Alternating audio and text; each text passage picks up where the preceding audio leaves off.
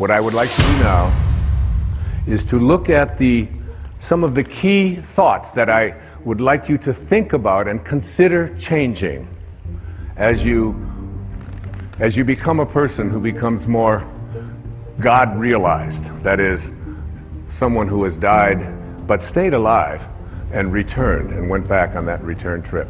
The first of these thoughts to change is to change the idea that I can't trust in my own nature to I trust in my own nature.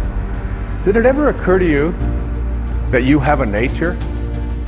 That nature is so profound and is always calling you. You know it. No one else can know it. No one else can impose it on you. No one else can tell you what it is that you feel in here that you know is why you're here and what you're doing here.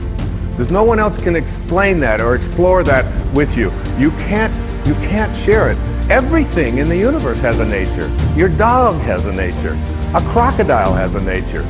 A duck has a nature. A crow has a nature. Everything has its nature. Everything has a dharma, including you.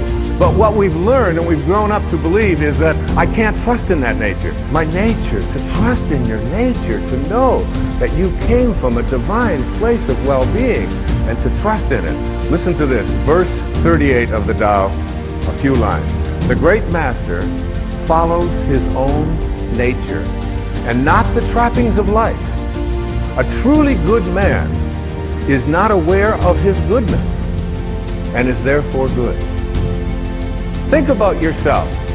The first moment of life, the very first moment, that speck when you went from nowhere, N-O-W-H-E-R-E, to now here, N-O-W-H-E-R-E, from nowhere to now here.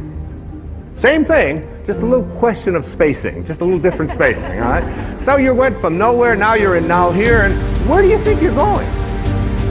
Nowhere. Right? Back to nowhere. Who out there watching, who in this audience isn't going back to nowhere? That's where we're all headed, back to nowhere. So in that split second, then you lived inside your mother's womb for 9 months. And in that 9-month period of time, you trusted your nature. You didn't have a sonogram and say, oh my God, I don't have a nose.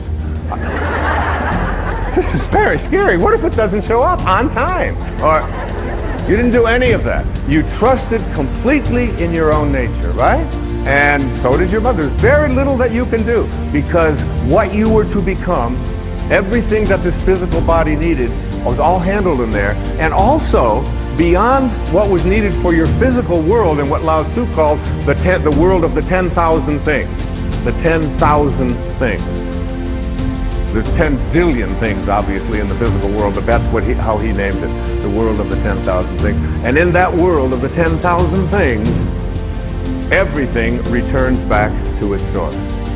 But while you're in that place, and why wouldn't you believe, even maybe for a second, that not only was my physiology all handled for me, but everything else that I needed, if I could just stop interfering with it and stop other people from doing it, that everything I needed. And that's a big part of understanding change your thoughts, change your life. It's a big part of that.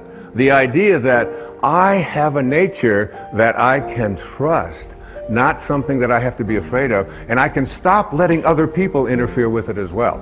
So what happens? We go through those 9 months, totally uninterrupted. We have no questions, everything works out. And then what?